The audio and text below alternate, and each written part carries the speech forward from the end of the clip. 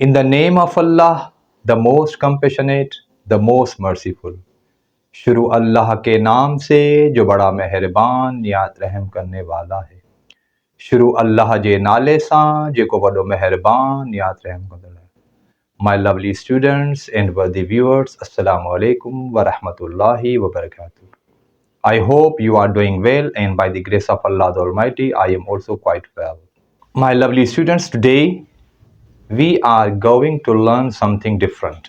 In previous videos, we learnt about verb to have, but in today's video, we are going to learn something different.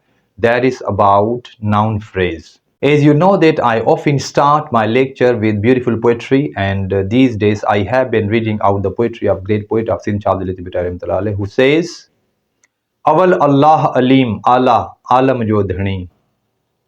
Awal Allah Alim Ala Alam Jo Dhani. Qadir पंहिंजी कुदरत सी कायम आह क़दीम. कादिर पंहिंजी कुदरत सी कायम आह क़दीम. वाली वाहिद वहदहू राज़िक रब रहीम. वाली वाहिद वहदहू राज़िक रब रहीम. सो साराह सचो धणी चई हमद हकीम.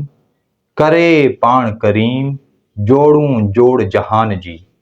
करे पाण करीम जोड़ूं जोड़ जहान जी.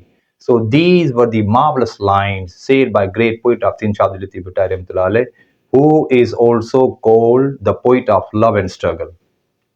After his marvelous lines, now I want to tell you something about today's lecture.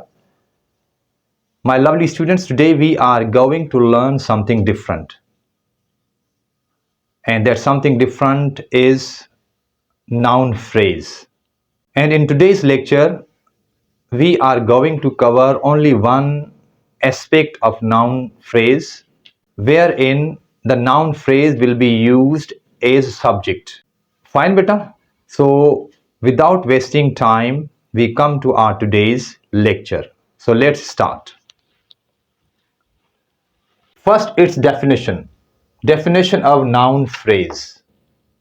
A noun phrase is a group of words centered around a noun. It consists of the noun and its modifiers, which can include articles, adjectives, and prepositional phrases.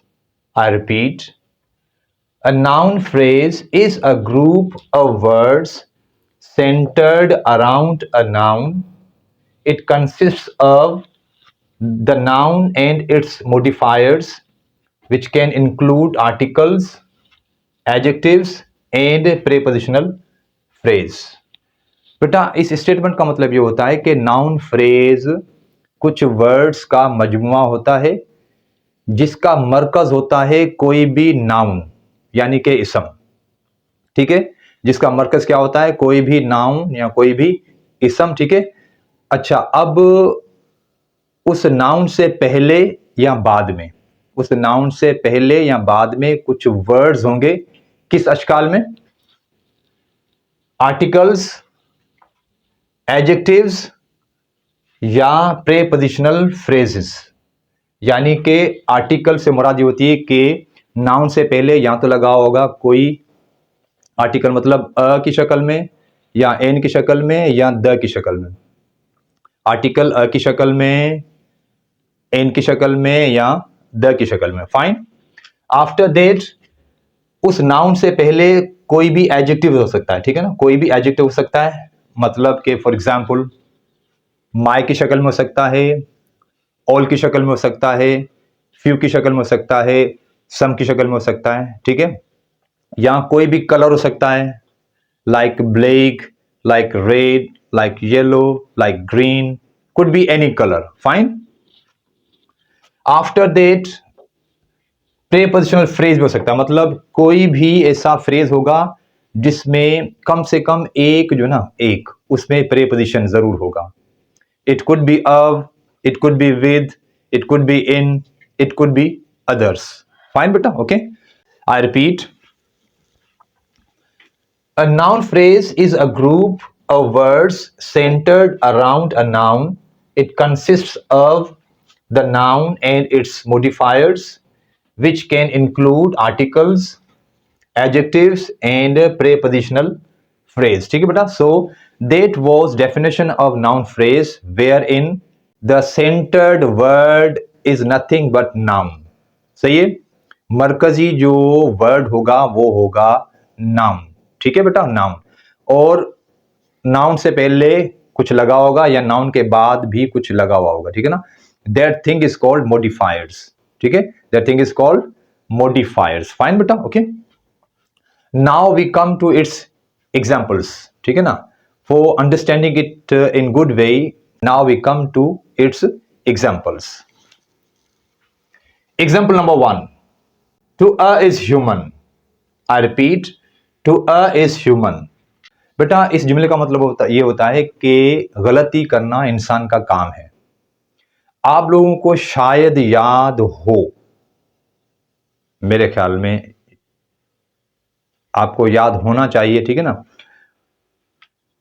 मेरे पहले lecture में, पहला lecture that was about preposition by, पहला lecture preposition by का जो था ना, उसमें मैंने ये वाला जो जुमला था ना, ये टू अ इज ह्यूमन, उसमें मैंने ये जुमला इस्तेमाल किया था, टू अ इज ह्यूमन। इसका मतलब होता है कि गलती करना इंसान का काम है, इंसान गलती का पुतला है। मतलब ये कॉमनली, हम जो कॉमनली उर्दू कहते हैं ना, वो इसकी ये होती है कि इंसान गलती का पुतला है या गलती करना इंसान का काम है। Meaning a human can never be perfect, a human can never be perfect. 99.9% वो सही हो सकता है, a human can be 99.9% correct, but 0.1% he will be incorrect.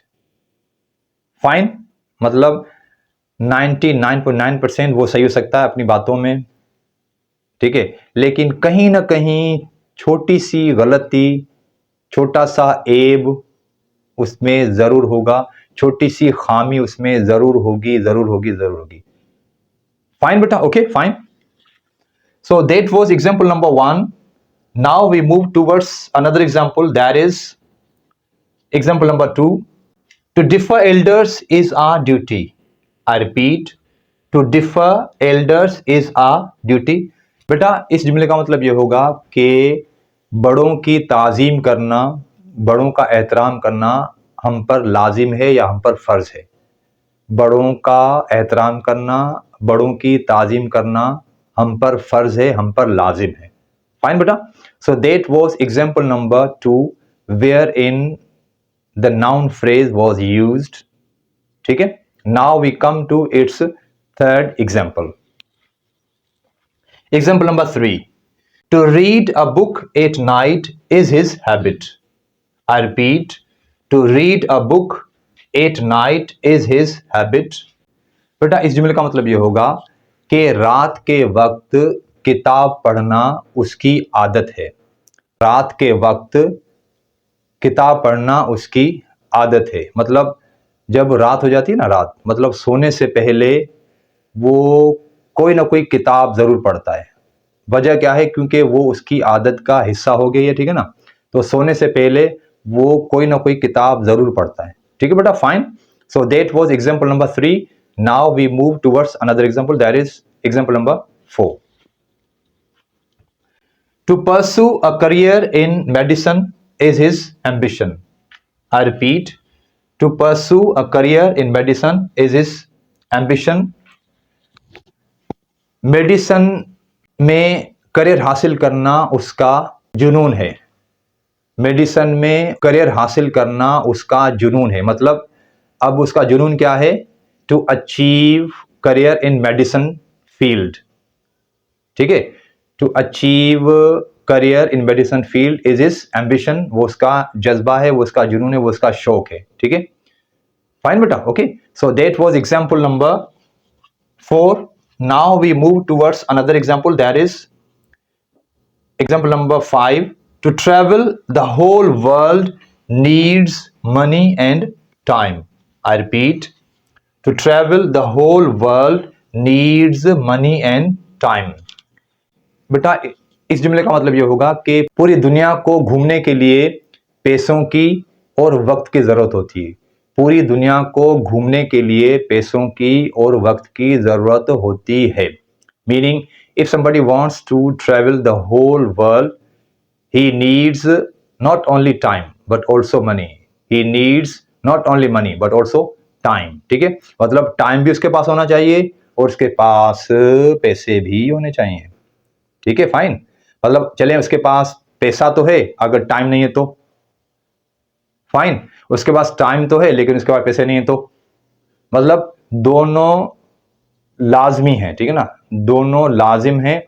इस वजह से मतलब कि if anybody wants to travel the entire world, so he badly requires money and time. सही है बेटा? Okay, so that was example number 5. Now we move towards another example, that is example number 6. To encourage weak students is the best way to enhance their confidence. I repeat, to encourage weak students is the best way to enhance their confidence. बेटा इसका मतलब ये होगा कि कमजोर तालिब इल्मों का एतमाद बढ़ाने के लिए उनकी हिम्मत अफजाई करना एक बेहतरीन तरीका है। बेटा इसका मतलब ये होगा कि कमजोर तालिब इल्मों की हिम्मत अफजाई करना एक बेहतरीन तरीका है उनके एतमाद को बढ़ाने के लिए। कमजोर तालिब इल्म के एतमाद को बढ़ाने के लिए उनकी हिम्मत अफजाई करना एक बेहतरीन तरीका है। Fine, okay, so that was example number 6. Now after example number 6 we move towards another example, that is example number 7. To pick holes in others is his bad habit. I repeat, to pick holes in others is his bad habit. दूसरों की ऐबजोई करना उसकी बुरी आदत है। दूसरों में ऐब ढूंढना उसकी बुरी आदत है। अब देख लो बेटा, आपने देखा होगा अपनी जिंदगी में there are a few people, ठीक, सो वो क्या करते हैं, मोस्टली ठीक, mostly they try to find faults, ठीक, in other people. They try to find faults in other people, मतलब वो दूसरे शख्स में अच्छाइयां भी होती हैं उनको नहीं देखते। वो क्या करते हैं, सिर्फ उसकी नेगेटिव जो चीज होती है ना, कोई भी नेगेटिव चीज उसको पकड़ लेते हैं और फिर उसको जो ना माशरे में उछालते हैं, उसको बदनाम करते हैं। ठीक है, so what is the sentence? To pick holes in others is his bad habit. दूसरों की ऐबजोई करना, दूसरों में ऐब ढूंढना उसकी बुरी आदत है। ठीक है बेटा, फाइन। मीनिंग कि there is a bad habit in someone, so वो क्या करता है कि जो दूसरे लोग हैं उनके ऐब ढूंढता है, उनकी गलतियां ढूंढता है, उनके नक्स या नुक्स ढूंढता है। ठीक है ना, उनके नुक्स ढूंढता है। फाइन बेटा, okay, so that was example number 7. Now we move towards example number 8. To become a professional cricketer, comma, you will have to do a lot. I repeat, to become a professional cricketer, comma, you will have to do a lot. आपको एक professional cricketer बनने के लिए बहुत कुछ करना पड़ेगा। आपको एक प्रोफेशनल क्रिकेटर बनने के लिए बहुत कुछ करना पड़ेगा। फाइन बेटा, so that was our today's lecture wherein I taught you totally different topic that was about noun phrase. ठीक है, तो मतलब आज का जो हमारा लेक्चर था ना बेटा, वो मतलब था नाउन फ्रेज से रिलेटेड, और आज मैंने नाउन फ्रेज का सिर्फ एक ही पहलू, ठीक है ना, एक ही पहलू लिया और उस पर मैंने बात की, और वो पहलू आपसे पूछना चाहता हूं कि वो पहलू क्या है, वो पहलू क्या था। एक कॉमन चीज है सारे एग्जाम्पल्स में, ठीक है ना, मतलब सारी जो मिसालें ना, मिसालें उनमें एक कॉमन चीज है। कैन यू टेल मी, क्या मुझे बता सकते हैं कि वो कॉमन चीज क्या है? What is that common thing? या स्पीक आउट। चले मैं बता देता हूं, ठीक है बेटा। वो कॉमन चीज ये है कि देख लें जो भी जुमले ना, जो भी जुमले, ठीक है, उनकी जो मैंने स्टार्टिंग की है वो की है इन्फिनेटिव से। देख लें, infinitive, infinitive, infinitive, infinitive, infinitive, infinitive, and infinitive, infinitive. So 8 जुमले हैं, 8 आज के लेक्चर में। सबकी स्टार्टिंग जो है वो हुई है इन्फिनेटिव से।